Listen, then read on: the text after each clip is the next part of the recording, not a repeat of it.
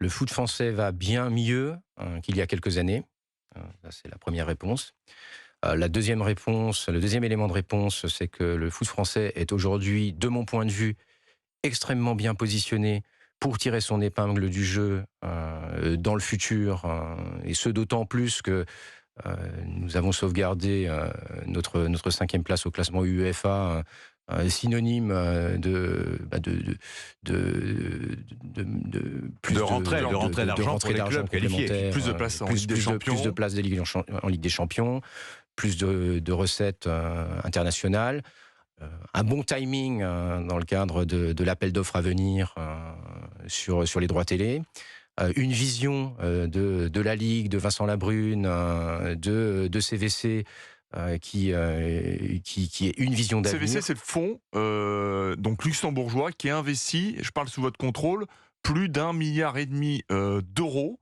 C'est un système un peu particulier, il faudra peut-être nous en dire d'ailleurs un petit mot. Et cet argent-là, elle est redistribuée au club, en partie. Cet argent est majoritairement redistribué au club, absolument, pour permettre au club d'investir à la fois dans les infrastructures, à la fois dans les équipes, pour développer des recettes complémentaires, pour continuer la professionnalisation de l'ensemble des clubs, et pour faire en sorte, effectivement, d'amener le football professionnel français là où il doit être, sur le podium des 5 championnats européens. Mais le trou, en fait, il est, bon, là, il arrive, enfin, il est visible. Mais le trou existe depuis un moment, parce que quand on se dit qu'on a eu 4 joueurs extraordinaires qui ont été dans les 10 premiers, chacun à leur tour et parfois en même temps, depuis 2006-2007, c'est dans les années 2000, entre 2012 et 2020, il n'y a aucun joueur quasiment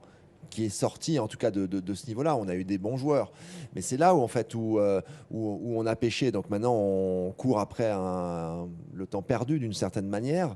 Et oui, il serait temps que, et j'espère qu'avec Arthur Fils, avec Lucas Van Hache Oui. et d'autres jeunes aussi qui sont prometteurs, il va y avoir la relève qu'on attend.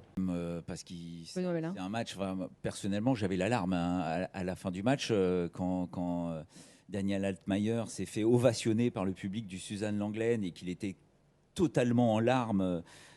C'était très émouvant, quoi, parce qu'en fait le public a quand même soutenu Yannick Sinner tout au long de ce match, qui a eu des possibilités de conclure assez rapidement au 4e set, et puis il n'y est pas arrivé, et puis il y a eu un 5e set complètement dingue, avec des rebondissements dans tous les sens. C'était extraordinaire.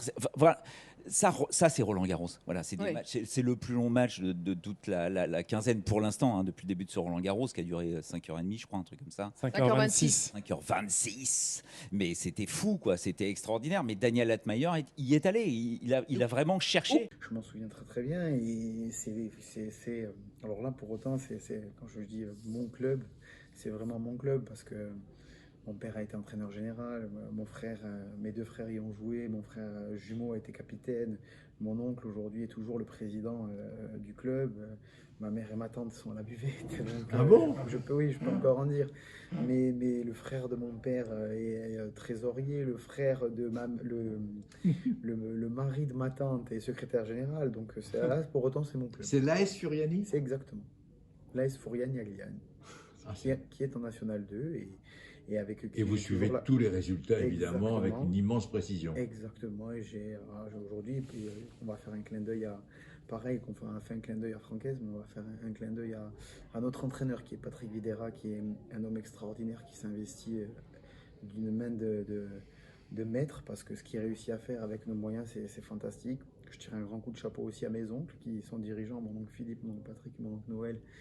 Donc voilà, et aujourd'hui de dire que moi de là-haut, quand je regarde tout ça, et quand on discute, quand on échange football, on se dispute, hein, même en famille, je suis fier de voir qu'avec les moyens qu'on a, d'arriver à se maintenir en National 2 et de faire un très très bon championnat.